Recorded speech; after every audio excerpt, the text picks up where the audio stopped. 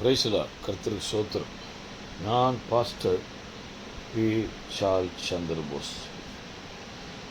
பிரியமான கர்த்தருடைய பிள்ளைகளே, அதிகாலை 5 மணிக்கு டான் டிவோஷன், புதன்கிழமை காலை 2ஆம் தேதி டிசம்பர் மாதம். இன்றைக்குள்ள கர்த்தருடைய வசனம் மத்தேயு 10ஆம் அதிகாரம் 22ஆம் வசனத்தை நீங்கள் கவனிக்க வேண்டும். இது முக்கியமான ஒரு வார்த்தை. இந்த வசனத்தை படிக்கும்போது பல காரியங்கள் நம்முடைய வாழ்க்கையில் நடக்கும். பாருங்கள், இந்த மத்தேயு 10:22 என் நாமத்து நிமித்தம் நீங்கள் எல்லாராலும் பகைக்கப்படுவீர்கள், முடிவு பரியந்தம் நிலைத்திருப்பவனே ரட்சிக்கப்படுவான். யார் சொல்றா? ஆண்டவர் சொல்றார். பைபிள் எடுத்தா ஒரு பக்கம் சந்தோஷம் இருக்கும். ரட்சிக்கப்படும் போது பெரிய ஒரு விடுதலை இருக்கும். என்ன விடுதலை? பாவத்திலிருந்து, அந்தகார இருளிலிருந்து. அவர் நீங்கள் கொலோசியர் 1:13 படிக்கும்போது அந்தகார இருளிலிருந்து ஆச்சரியமான ஒளிக்கு அழைத்தார்.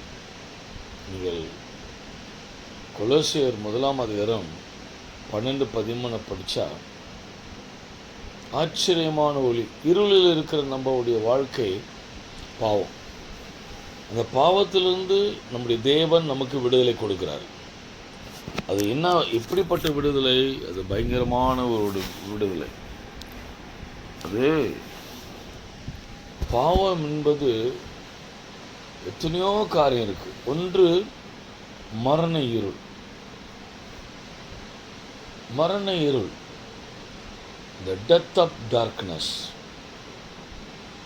மரணத்தில் இருள் இருக்கு. பாவம் பாவம் வாசற்படியில் படுத்திருக்கு. பாவத்தின் சம்பளம் மரணம்.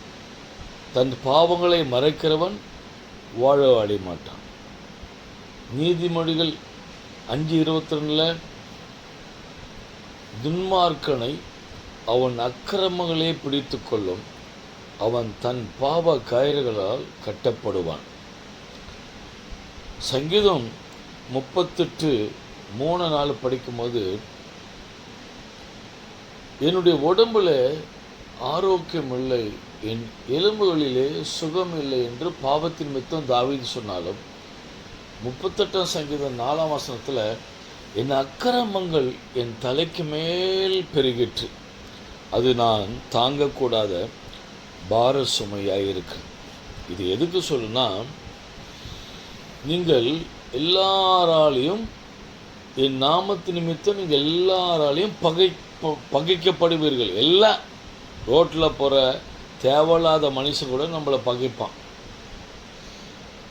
ஏன் பகைக்கிறன்னா, நீ இருளிலிருந்து, பிசாசு பிடியிலிருந்து, சாத்தனுடைய தாக்குதலிருந்து கிறிஸ்து உடைய இரத்தத்தினால் உன்னை அன்பின் ராஜ்யத்துக்கு, சந்தோஷமான இடத்திற்கு, பரலோகத்துக்கு உன்னை கொண்டு வருகிறார். அந்த இருள் சொல்லும் போது பல காரியங்கள் எனக்கு ஞாபகம் வருது. நீங்கள் மத்தேயு 22ஆம் அதிகாரம் 12ஆம் வசனத்தில் படித்தா பியூட்டிஃபுல் ஒரு வேர்டு இருக்குது. ஆண்டவர் விருந்தசாலைக்குள்ளே வர்றார். ஒரு ஊமையை சொன்னார் ஆண்டவர். ஒரு ராஜாவுடைய குமாரனுக்கு கல்யாண விருந்து ஆயத்தம் பண்ணினாங்க. அநேகருக்கு அழைப்பு வந்தது, யாரும் வரல. தெரிந்து கொள்ளப்பட்டவர்கள் அவங்களாம் யாருன்னா, சந்து வீதிகளிலே, தெருக்களிலே. பைபிள் நீங்கள் யோவான் 4ஆம் அதிகாரம் 21-22 படித்தா புரோஜாதிக்கு ரட்சிப்பு யூதர்கள் வழியாய் வருகிறது. முதல்ல the salvation where it started from the Israel, that started from Jewish people. இயேசு யூதர்கள் நடுவில் வந்தார். அவர்கள் தள்ளினார்கள். அதான் இயேசு சொல்ல வார்த்தையில் வருத்தமான ஒரு வார்த்தை,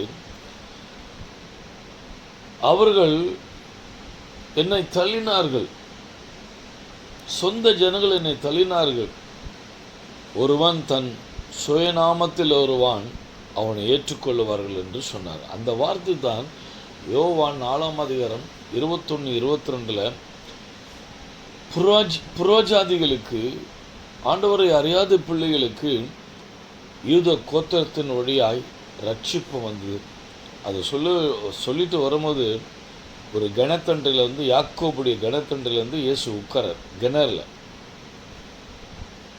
அப்போது இந்த ஆத்துமாக்களை ரட்சிக்க, இந்த பாவத்திலிருந்து இந்த இருவலை விடுதலையாக்க காத்துட்ருக்கிறார். அப்போ ஒரு சமாரிய பெண் வரா தண்ணி எடுக்க. அது ரட்சிக்க என்ன மாதிரி காரியத்தை தெய்வம் செஞ்சார் தெரியுமா? உங்கள் வாழ்க்கையில் அப்படிதான்.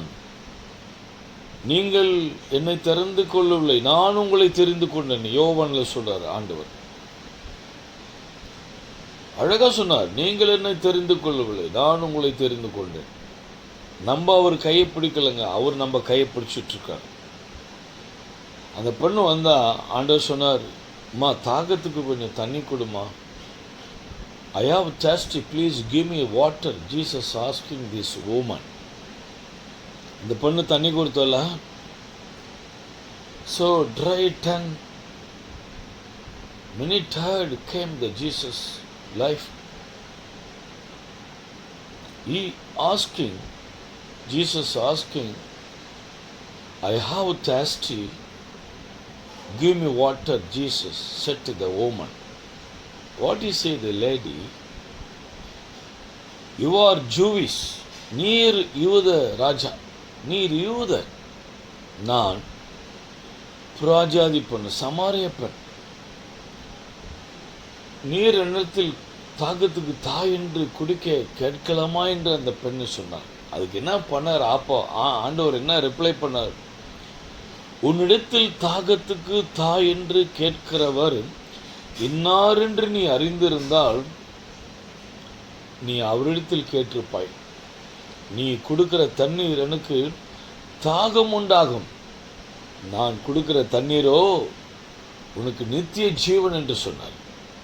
Eternal life, the everlasting life, Jesus said.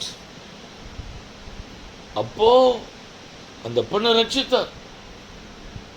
தந்திரமான சில காரியங்களை, பாவத்தை குறித்து சொன்னார். பேசும்போது பயன்டாகும். உன் புருஷனை அழைத்து கொண்டு வா சொன்னார். அவர் சொன்னால், எனக்கு இப்பொழுது இருக்கிறது புருஷன் அல்ல. இயேசு சொன்னார், உனக்கு 5 புருஷர்கள் இருந்தார்கள், இப்பொழுது இருக்கிற புருஷன் அல்லன்னு சொல்லி அவள் பாவங்களை மன்னித்து அவள் போய் ஒரு கிராமத்தையே அழைத்து கொண்டு வந்தாள். நாசரத்திலிருந்து யாதொரு நன்மை வரக்கூடுமோ என்று கேட்ட காரியங்கள் எல்லாம் பைபிளில் இருக்குது. வந்து பார், கம் அண்ட் see சொன்னான். நாத்தான் அவனை தேவன் ஆசீர்வதித்தார். பிரியமானவர்களே, நான் இருளை பற்றி சொன்னேன். முடிவு பரிந்தமையை நிலைத்திருக்கிறவன் ரட்சிக்கப்படுவான்னு சொன்னார். அந்த இருள், அந்த பாவத்திலிருந்து நம்மளை மீட்டெடுத்திருக்கிறார். இந்த இருளில் என்ன தெரியுமா இருக்குது? நீங்கள் பார்த்தீங்கன்னா மத்தேயு 22:12 உள்ள விருந்து சாலைக்குள்ளே வரும்போது தெரிந்து கொள்ளப்பட்ட ஜனங்கள் எல்லாம் விருந்து சாலை ஃபுல்லாக இருக்குது. ஒருத்தர் மாத்திரம் கல்யாண வஸ்திரம் இல்லாமல் வந்துட்டான். மத்தேயு 22:12 சிநேகிதனேன்னு சொன்னார். பாவி யாருங்க சிநேகிதன்னு சொல்ல முடியும்? பாவத்தை நான் சொல்கிறேன், எனக்கு நிறைய காரியங்கள் சொல்கிறேன். பாஸ்டராக தான் பொதுவாக ஒரு காரியத்தை பேசுகிறேன். எவ்வளோ பெரிய பாவமாக இருந்தாலும் தேவன் மன்னிக்க ரெடியாக இருக்கிறார். ஒரு பாவிய சிநேகிதன் ஆண்டவர் சொன்னார். பாவத்தை மறைக்கிறவன் தான் வாழ மாட்டாங்க. பாவத்தை செஞ்சுட்டு உத்தமன் சொல்கிறாங்க பாரு, நடிப்பாங்க. நிறைய பேர் நடிகர்கள் வந்துட்டாங்க. இப்போ பைபிள் எடுத்துக்கிட்டு ஒரு பக்கம் பாவம், இன்னொரு பக்கம் நடிப்பு. அவங்களுக்கு வாழ்வில்லை, ஆனால் மனம் திரும்புறவனுக்கு வாழ்வு இருக்கு. நீதிமொழிகள் 29:1 சொன்னார், அடிக்க அடிக்கி கடிந்து கொள்ளப்பட்டும் தன் பிடரியை கடினப்படுத்துகிறவன் சகாயமின்றி நாசனம் அடைவான். வசனம் சாலமோன் எழுதி வச்சுக்கிறார். நீங்கள் உபாகமம் 33:29 வந்தால் அங்கு ஒரு ரட்சிப்பின் ஒரு வார்த்தை இருக்கு. கர்த்தரால் ரட்சிக்கப்பட்ட ஜனமே நீ பாக்கியவான், உனக்கு ஒப்பானவன் யார் என்று எழுதப்பட்டிருக்கு. இந்த ரட்சிப்பு நமக்கு வரும்போது உலகத்தில் நம்ம யாரும் கம்பேர் பண்ணி பேச முடியாது. அந்த ஸ்தானத்தை ஆண்டவர் ரட்சிப்பில் கொடுக்கிறார். அந்த ரட்சிப்பு இருள் மாறி இயேசுவின் ரத்தம் பட்டு அவருடைய சாயில் அவருடைய புள்ளியை நீங்கள் வரும்போது பரிசுத்தம் என்ற ஒரு சால்வை, ஒரு மகிமை நம்மளை போத்துகிறது. அதில் தான் இஸ்ரவேலே நீ பாக்கியவான், கர்த்தரால் ரட்சிக்கப்பட்ட ஜனமே உனக்கு ஒப்பானவன் யார் என்று அங்கே வாசிக்கிறோம். நான் பாவத்தை பற்றி சொன்னேன். பாவம் ரொம்ப மோசமானது. யோவேல் 2:13 சொல்லார், உங்கள் வஸ்திரங்களை அல்ல உங்கள் இருதயங்களை கிழித்து கொண்டு உங்கள் தேவனாகிய கர்த்தரிடத்தில் மனம் திரும்புங்கள். அப்படி மனம் திரும்புவது அவர் 1000 தலைமுறை மட்டும் அவர் சமாதானத்தை கொடுக்கிறார், இரக்கம் செய்கிறார். அவர் God is a compassion God. Our God is a compassion God. Our God is a mighty God. Jesus said, I have compassion on the multitude. ஒரு இடத்துல சொன்னார் இயேசு, I have compassion on the multitude. இந்த ஜனங்களுக்காக நான் பரிதபிக்கிறேன் என்று சொன்னார். எவ்வளோ பெரிய மனதிற்கும் அவர் கொடுக்கிறார். அந்த பாருங்கள், அநேகரால் பகைக்கப்படுவர்கள் என் நாமத்து நிமித்தம் முடிவு பரிந்தமே நிலைத்திருக்கிறவன் ரட்சிக்கப்படுவான். கடைசி வரைக்கும் நிற்கணும். பாடுகள் வரும், நிந்தனை வரும், அவமானம் வரும். பைபிளை எடுத்துட்டா அடி வரும், காயம் வரும், அசிங்கம் வரும், நிந்தனை வரும், அவமானம் வரும். இதெல்லாம் வந்தால் தாங்க உண்மையான ஊழியம் செய்கிறோம், உண்மையான புள்ளன்னு அர்த்தம். சிலருக்கு ஐயோ நாங்கள் பயங்கரமான கௌரவமான குடும்பம், ஊர் என்ன சொல்லிடும், நாடு என்ன சொல்லிடும், நாங்கள் ஊழியம் செய்கிறோம், எங்களை கேவலமாக பேசுகிறாங்க. அந்த மாதிரி நீ ஷை டைப் இருந்து அந்த நிந்தனை வரும்போது உன்னால் சகிக்க முடியலன்னா நீ ஊழியக்காரன் இல்லை, நீ ஊழியக்காரியும் இல்லை. ஏன்னா மத்தேயு 5:11 இயேசு சொன்னார், என் நாமத்து நிமித்தம் நீங்கள் அநேகரால் பகைக்கப்படுவீர்கள். பலவிதமான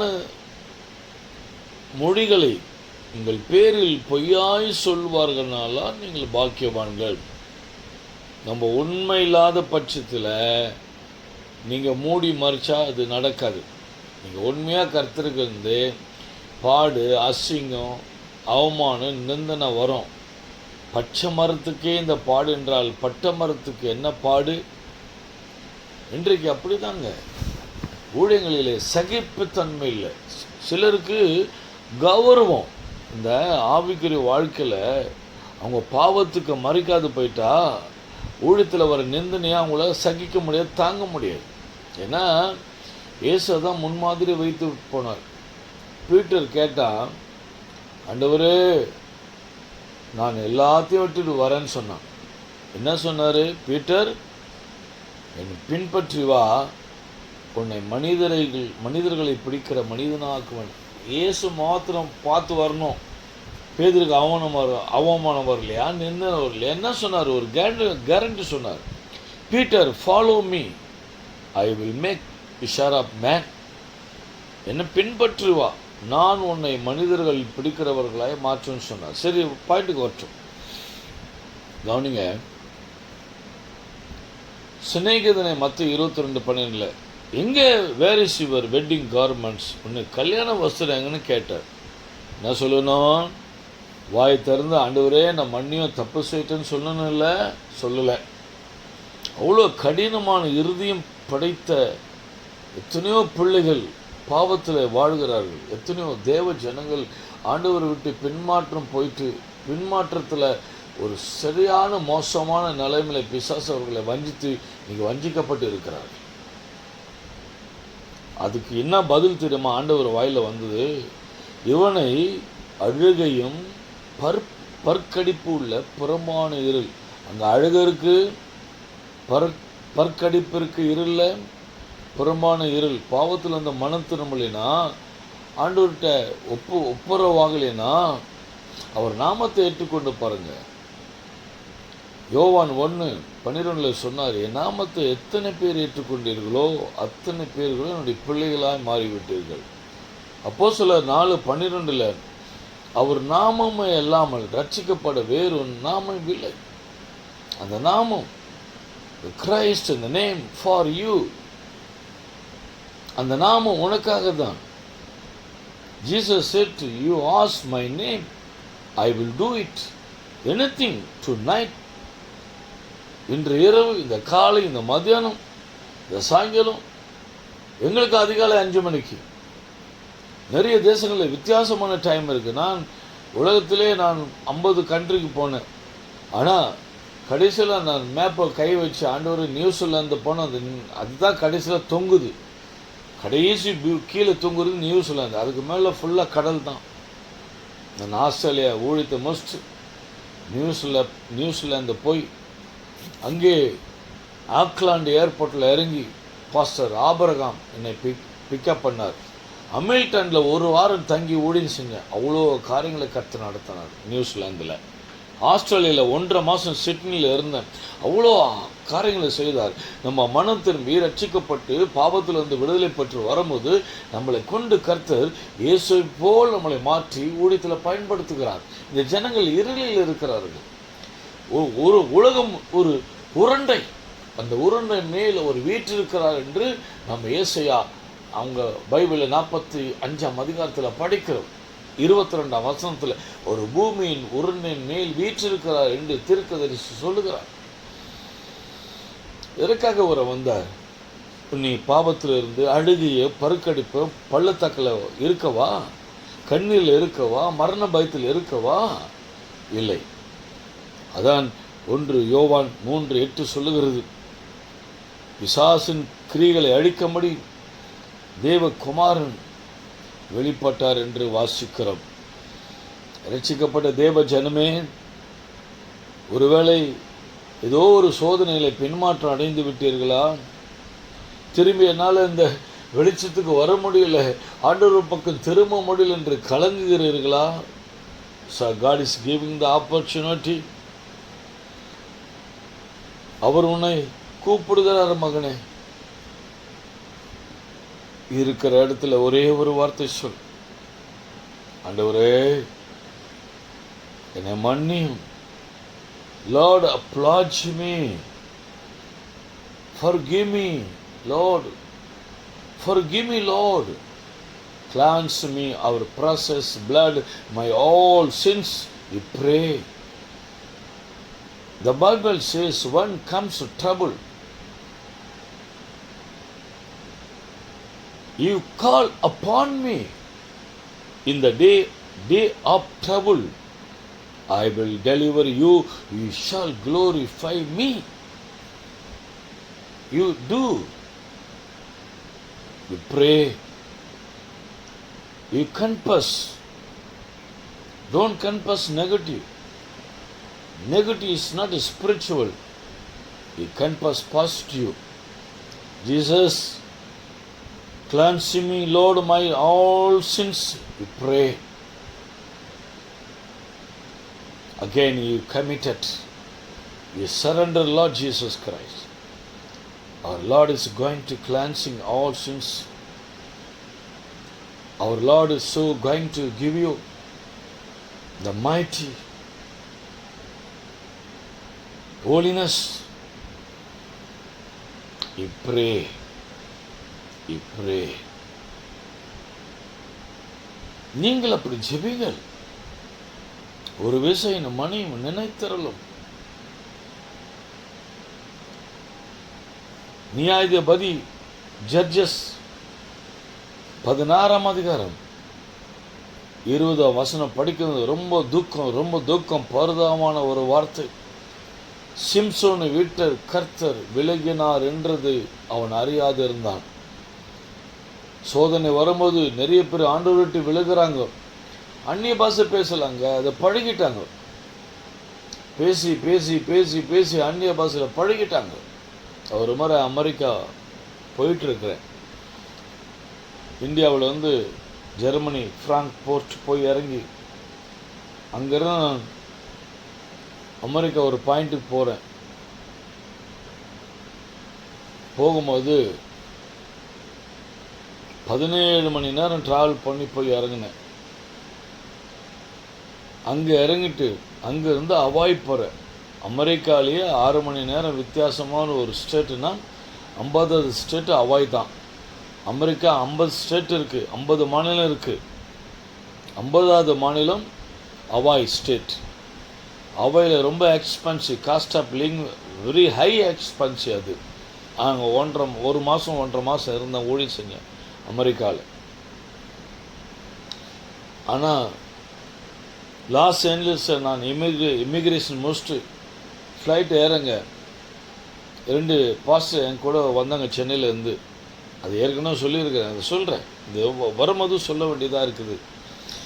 ரொம்ப நம்ம நினைக்கிறோம் நிறைய பேர் அப்படியே ரொம்ப உண்மையாக பரிசுத்தமாக இருக்கிறாங்கன்னு நினைக்கிறேன். இன்னும் சிம்சோனை விட்டு கர்த்தர் விலகினதை அறியாது இருந்தது போல் நிறைய பேர் தீட்டை தொடுகிறார்கள், மதுபானங்களை தொடுகிறார்கள், ரகசியமான கள்ள உறவுகளை வைத்து தவறான இச்சையான பாவங்களை செய்கிறார்கள், யூடியூப்பில் அருவருப்பான காரியங்களை மொபைலில் பார்க்கிறார்கள், தீட்டுப்படுகிறார்கள். அதான் பவுல் கொரிந்தியர் சபைக்கு எழுதும்போது 3ஆம் அதிகாரத்தில் 1 கொரிந்தியர் 3 17, 15, 16, 17 படிக்கும்போது, நீங்கள் தேவனுடைய ஆலயமாய் இருக்கிறீர்கள், ஒருவன் தேவனுடைய ஆலயத்தை கெடுத்தால் தேவன் அவனை கெடுப்பார் என்று அறியாதிருக்க இந்த ஜனங்கள் ஊழியக்காரர்கள்.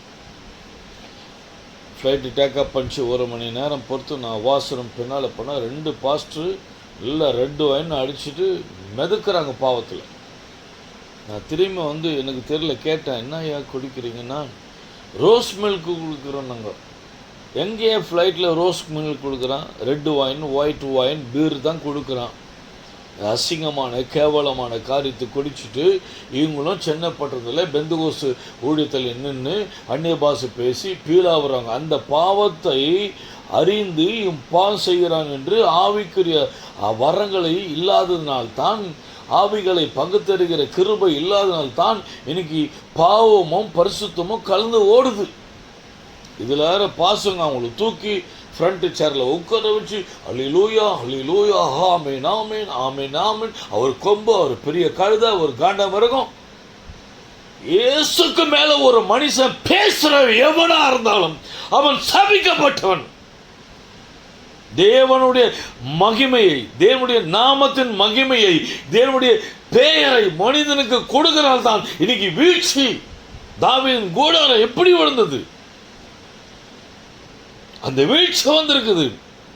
ஆனால் தாவீதின் கூடாரத்தை எடுத்துக்கட்டவன் வைராக்கியத்தோடு தன் மேல் ஆணைட்டு சொன்னார். ஆமோஸ் 9:12, ஏசாயா 9:7 திருப்புகளை அடித்து பூர்வ நாட்களில் இருந்த போல் செய்வேன் என்று தன் மேல் ஆணைட்டு சொன்னார். தாவீதுக்கும் இந்த மாதிரி ஆட்களுக்கும் வித்தியாசம் இருக்கு. தாவீது மனம் திரும்பினார், கர்த்தர் தூக்குனார். அதுதான் பைபிளில் வாசிக்கிறோம்.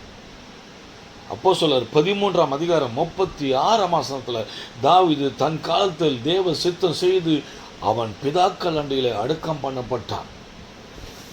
நீ குடி குமாலும், உண்மையா சொல்லுகிறேன், வேதனையோடு சொல்லுகிறேன், எந்த மனிதனையும் கர்த்தர் நம்புகிறார். தாய் தகப்போடு நம்மளை நம்புறதில்ல, ஆனால் ஊழியங்களை நம்பி கொடுக்கிறார். தீட்டான ஊழியங்கள், தீட்டான காரியங்கள், அதுதான் வசனம் சொல்லுகிறது, என் நாமத்து நிமித்தம் நீங்கள் அநேகரால் பகைக்கப்படுகிற அந்த பகை வேற, கர்த்தருக்காக வைராக்கியமாக அழுகிற பகை வேற. அவருக்காக நிற்கும் போது எல்லாத்தையும் நாம் ஜெயிப்போம், கர்த்தர் கொடுப்பார் ஜெயம். ஆனால் இங்க பாருங்க, முடிவு பரிந்துமே நிலைத்து நிற்கிறவனை ரட்சிக்கப்படுவான். அவருடைய அன்பு எவ்வளவு பெரிய பாவத்தை மூடும். அவர் அன்பு திரளான பாவங்களை மூடும். அவருடைய அன்புக்கு ஆழம், நீளம், அகலம், உயரம் ஒன்றுமே இல்லை. நான் கிரீக் 25 வருஷம் டீச் பண்ணுறேன். கிரீக், ஈப்ரு, அரமானிக், லத்தீன் 28 வருஷமாக டீச் பண்ணிட்டு வரேன். இந்த இயேசுனுடைய அன்புக்கு என்ன தெரியுமா போட்டிருக்கு? கிரேக்க பதத்தில் அகப்பே. பிதாவினுடைய அன்புக்கு என்ன போட்டிருக்கு? அகப்பாவோ. அகப்பாவோ, அகப்பாவோல இருந்து அகப்பேன்னு வந்தது. அந்த அகப்பேன்றது எங்க தெரியுமா வருது? யோவான் 3ஆம் அதிகாரம் 16ஆம் வசனத்தில், இவ்வளவாய் உலகத்தில் அன்பு கூர்ந்தார், உலகத்தில் அன்பு கூர்ந்தார், உலகத்தில் அன்பு கூற அங்கதான் வருது அகப்பே. அகப்பே. அதுக்கு ஆடும் நீளும் உயிரும் அந்த அன்புக்கு இல்லாதனால்தான் எல்லாத்தையும் ஆண்டவர் நீ குடிக்கும் போது மன்னிக்கிறாரு, நீ பாவம் செய்தமோ மன்னிக்கிறாரு. ஆனால் சிம்சனை விட்டு விலகினாரே, அந்த ஒரு சான்ஸு வரும். அப்போ தான் பிசாசு உனக்கு விரோதமாக வந்து உனக்கு கொல்லுவான். இப்போவே மனம் திரும்பி ஆண்டவரே நான் மன்னியும் அவர்கிட்ட ஜெபம் பண்ணால் கொடுப்பார். பிரியமான கர்த்தருடைய பிள்ளைகளே, தேசத்தின் மேல் ஒரு அந்தகாரம் வரப்போது. அப்பொழுது கர்த்தருடைய ஒளி உங்கள் மேல் உதிக்கும் என்று ஏசாயா தீர்க்கதரிசி சொல்லியிருக்கிறார். அதனால தீட்டானதை தொடாதீர்கள். ஒரு வசனம் தெரியுமா? துக்கமாக சொல்கிறேன், சந்தோஷமாக சொல்கிறேன். ஏசாயா 1:3 மாடு தன் எஜமானையும் கழுதை தன் ஆண்டவன் முன்னணியாரையும் என் ஜனங்கள் என்னை எண்ணி முடியாத நாட்களாய் மறந்து போனார்கள். எரேமியா படிச்சா, நீ ஒவ்வொரு மணி எடுத்து நீ சாவுக்காரம் போல் உன்னை சுத்தம் பண்ணினாலும் உன் பாவங்கள் என் பார்வைக்கு மோசமாக இருக்கிறது. ஆகையினால் பாவத்தில் இருந்த மனம் திரும்பாத ஆட்களுக்கு சொல்றார், நீ தாறுமாறாய் ஓடுகிற பெண் ஒட்டகம் என்று எரேமியா தீர்க்கதரிசி மூலம் கர்த்தர் எச்சரிக்கிறார். தாறுமாறான வாழ்க்கை, தாரமான ஒட்டகம் வாழ்க்கை, தாறுமாறாய் ஓடுகிற ஒட்டகம் பெண் ஒட்டகம் என்று சொல்லி இருக்கிறார் தேவன். ஏன் சந்திரபோஸ் இப்படி ரொம்ப ஷார்ப்பா பேசுறான்? அங்கயா என் தேவன் பரிசுத்தரையா, எவ்வளவு நாளைக்கு நீ பண்ற அக்கிரமத்தை பார்த்துட்டு இருப்பாரு. உலகத்தான் பரவல, ஊழியத்தை நம்பி கொடுத்தார்ல. பண விஷயத்தில் என்னான உன் சுபாவங்கள் எப்படி இருக்கு? மெனி மெனி தெக்கேல் உப்பாஸ் என்று எழுதப்பட்டது. அவனுக்கு அவன் விரோதமாய் தேவனுடைய பாத்திரங்களை கரப்படுத்தினானே. மறுமனை வாட்டிகளுக்கு எல்லாம் கொடுத்து எல்லா திராட்சை ரசத்தை கொடுத்து தேவனுடைய பாத்திரத்தை கரப்படுத்தினானே. வெள்ளியும் பொன்னியும் புகழ்ந்து பேசினானே, விக்கிரங்களை பேசினானே. தேவனுடைய கை விருப்புகள் வந்தது. சாந்து பூசப்பட்ட சோற்றிலே மெனே மெனே தெக்கேல் உப்பார்சன் என்று எழுதப்பட்டது. அன்றைக்கு வெளிப்பட்ட பாஷை எபிரேயம் பாஷையும் இல்லை, கல்தேயரும் பாஷை இல்லை. பாபிலோன்ல கல்தேயர் பாஷை பேசினாங்க. தானியேல் எபிரேயன். அப்போதான் அவன் ஜெபம் பண்ணிட்டு கர்த்தருடைய விளக்கத்தை சொல்றான். அவனுக்கு அதெல்லாம் கொடுப்பேன், இதெல்லாம் கொடுப்பேன். இல்லை இல்லை, அவன் நீ தராசில் நிற்கப்பட்டாய், என்ன உன் ஆசீர்வாதமும் மானாடா. ஒரு தானியல் எங்க? தானியல் 1:8 ராஜ போஜனம் தீட்டானது சொன்னானே. முடிவு வருந்து நிலைத்திருக்க வேண்டும், திரும்பி அந்த பாவத்துக்குள்ள போகக்கூடாது. தானியல் ஒரு உதாரணங்கள், ஒரு சாட்சி. தானியல் என்ன? தானியல் என்ன சாட்சி அப்படி கேட்குறீங்களா? அவ்வளோ பெரிய சாட்சி தானியல். திறமன் கர்த்தருக்காக நின்றார்கள். பிரியமானவர்களே, தானியேல் சிறைப்பிடிக்கப்பட்டது என்ன காரணம் தெரியுங்களா? எசேக்கியா ராஜா சுகமான பிறகு பலர் உள்ள வந்துட்டாங்க. எல்லாத்தையும் போய் திறந்து கொடுத்துட்டான். எசேக்கியா ராஜா என்னுடைய பணிபுட்டுகளெல்லாம் திறந்து காட்டிதான். அப்போ தான் ஏசாயா வந்து கேட்குறாரு, உன்னிடத்தில் வந்தவர்களுக்கு என்ன காண்பித்த, நான் ராஜ்யத்தில் ஒன்றையும் மறைக்கவில்லை. அப்போ தான் சொல்கிறார், ஒரு நாள் வரும் உன் சந்தானம் சிறை பிடிக்கப்படும். எசேக்கியா ராஜா செஞ்ச ஒரே தப்புனால அவன் சந்தானங்கள் அவனுடைய காலத்தில் வந்த தானியேல், சாத்ராக், மேஷாக், ஆபேத்நேகோ சிறைப்பிடிக்கப்பட்டார்கள், பாபிலோனுக்கு கொண்டு போகப்பட்டார்கள். பாபிலோன் எப்படி இருந்தாங்க தெரியுமா? ஏன் ராஜபோஜனம் வானன்னு சொன்னாங்க? பாபிலோன் வந்து ஒரு பயங்கரமான விக்கிரகம் நிறைந்த ஒரு பட்டணம். 1960 இந்து கோயில்கள், 650 குரி மேடைகள், அங்கே பலியிட்டு எல்லாம் தீட்டு போட்டு இந்த சாப்பாடு, அதுக்கப்புறம் தான் அரண்மனைக்கு உள்ள வரும். அதான் தானியேல் சொன்னா, தீட்டு வானன்னு சொன்னான். அவனுக்கு இருந்த வைராக்கியம் எனக்கு இருக்கா? நம்மக்கிட்ட ரட்சிப்பு, இப்படிப்பட்ட ரட்சிப்பை குறித்து நீங்கள் கவலையற்று இருப்பீர்களானால் வரப்போகிற கோபாக்கியனுக்கு எப்படி தப்பித்துக் கொள்வீர்கள்? இப்படிப்பட்ட ரட்சிப்பை குறித்து நீங்கள் கவலையற்று இருப்பீர்களானால் வருகிற கோபாக்கியனுக்கு எப்படி? ரட்சிப்புன்றது 4ஆம் வசனம், எபிரேயர் 2:4 மேலே வரங்கள் பயன்படுத்தலாங்க அந்த நம்ம ரட்சிப்பை விட்டுருமா? ஏன்? அந்த வரங்களை பயன்படுத்தும் போது ஜனங்கள் சாத்தம் பிடியிலிருந்து, வியாதியிலிருந்து, மரணக்கட்டிலிருந்து, பிசாப்பிலிருந்து காப்பாற்றப்படுவது, ஆழத்தில் சேர்க்கப்பட வேண்டும்.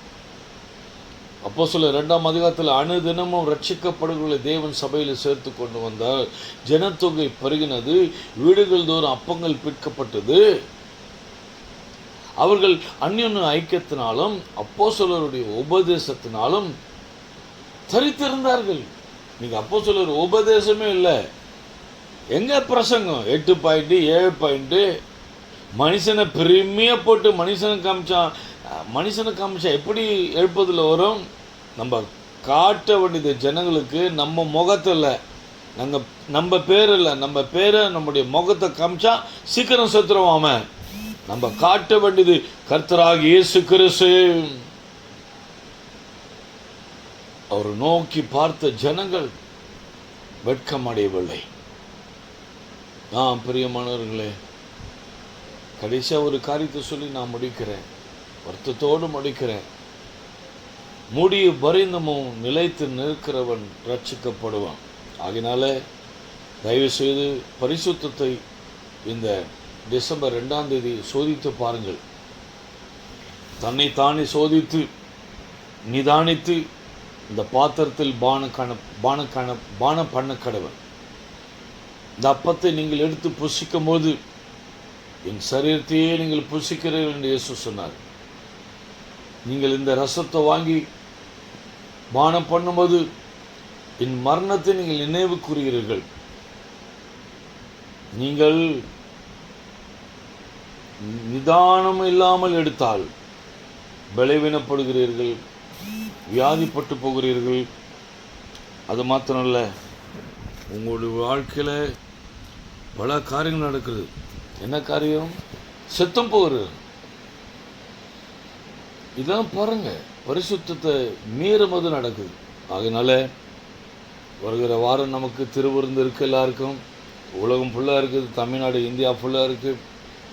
இந்த செய்தி கேட்குற அம்மா, தங்கச்சி, தாய், தம்பி, அண்ணா, பரிசுத்தவான்களே, கர்த்தருக்குள் மனம் திரும்பி நம்ம குறையை விட்டுரும். யாரையும் கேவலமாக பேசாமல், திட்டாமல், யாரையும் குறை சொல்லாமல், ஆனால் கண்டிக்கணும்.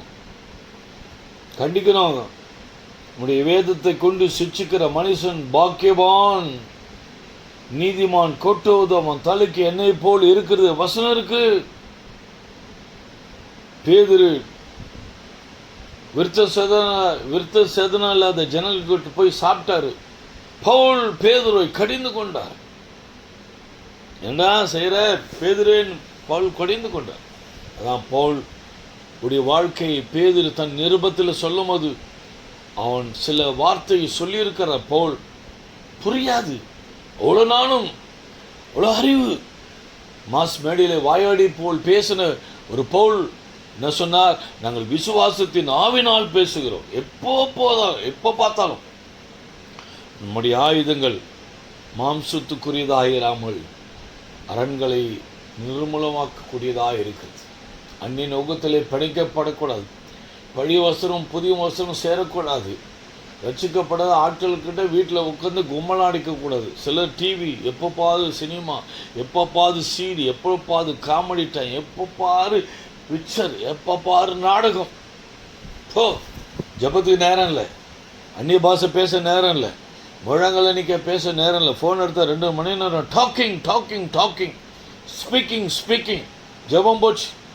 பிசாசுடைய தந்திரங்களுக்கு நிறைய பேர் ஆவிக்குரிய பிள்ளைகள் அடிமையாயிட்டார்கள். உங்கள் நுகத்தில் மேலே இருக்கிற கட்டை உடைக்க ஒரே ஒரு வழி இருக்குது, அபிஷேகம். எஸ்ஐயா 10:27 அபிஷேகம் நுகங்களை உடைக்க.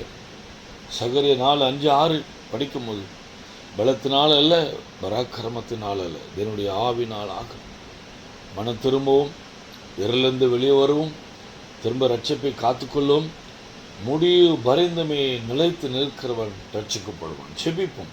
இந்த காலை 5 மணிக்கு டான் டிவோஷனில் கர்த்தர் உங்களை ஆசீர்வதிக்கட்டும், பெரிய காரியங்களை செய்யட்டும்.